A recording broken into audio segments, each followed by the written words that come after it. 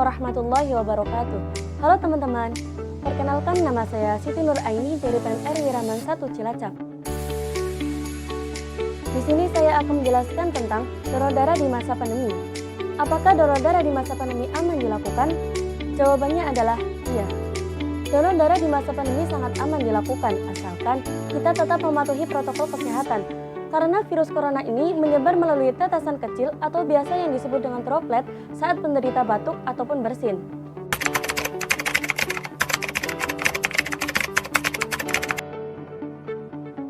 Untuk saat ini tidak ada laporan khusus tentang virus corona yang menyebar melalui sistem pernafasan, transfusi darah, dan donor darah.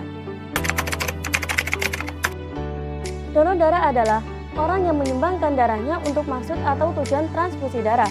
Berdasarkan cara diperolehnya atau cara didapatkannya, donor darah dapat dibedakan menjadi dua bagian. Yang pertama adalah donor darah pengganti, dan yang kedua adalah donor darah sukarela. Donor darah pengganti. Donor darah pengganti adalah orang yang dimintai untuk menyumbangkan darahnya untuk diberikan kepada seseorang lain, dan orang itu tahu kepada siapa darah tersebut akan diberikan. Donor darah pengganti juga bisa dikatakan sebagai pendonor yang berasal dari keluarga ataupun kerabat dekat pasien. Kemudian yang kedua adalah donor darah sukarela. Donor darah sukarela adalah orang yang menyumbangkan darahnya atas dasar kesukarelaannya tanpa pamrih untuk kepentingan masyarakat. Dan dia tidak membeda-bedakan sama sekali antara agama, suku, ras, budaya, warna kulit, dan jenis kelamin. Donor darah sukarela inilah yang dianjurkan, karena selain halal, donor darah sukarela ini juga aman dan berperi kemanusiaan.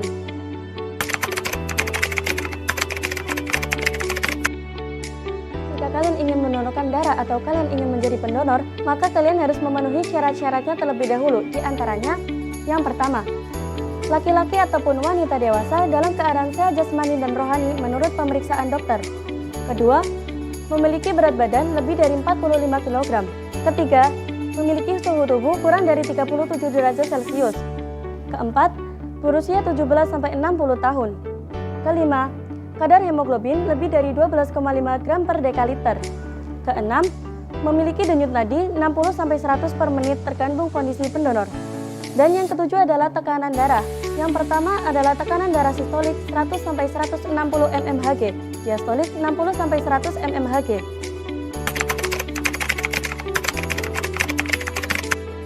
Tidak semua pendonor bisa mendonorkan darahnya ketika kulit donor di tempat pengambilan tidak sehat, mendapatkan transfusi selama 12 bulan terakhir, atau sedang ketergantungan obat-obat berbahaya dan alkohol. Bagi wanita, wanita tersebut sedang haid, hamil, ataupun menyusui. Jika ia ingin mendonorkan darahnya, maka harus memenuhi syarat-syaratnya terlebih dahulu, yakni 6 bulan setelah melahirkan dan 3 bulan setelah berhenti menyusui.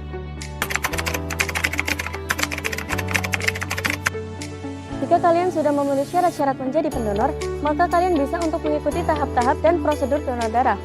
Di antaranya, setiap pendonor baru ataupun lama diwajibkan untuk mengisi informed consent terlebih dahulu sebelum ia diambil darahnya. Kemudian pemeriksaan kesehatan yang dilakukan oleh dokter dan tenaga medis lainnya. Dilanjutkan pemeriksaan golongan darah, tekanan darah, dan kadar Hb.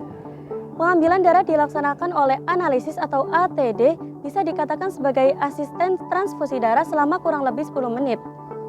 Setelah istirahat sejenak, pendonor dipersilakan untuk menikmati menu donor. Setiap pendonor akan mendapatkan kartu anggota donor. Diharapkan setelah 2,5-3 bulan, dia akan datang kembali ke UTDC PMI untuk mendonorkan darahnya.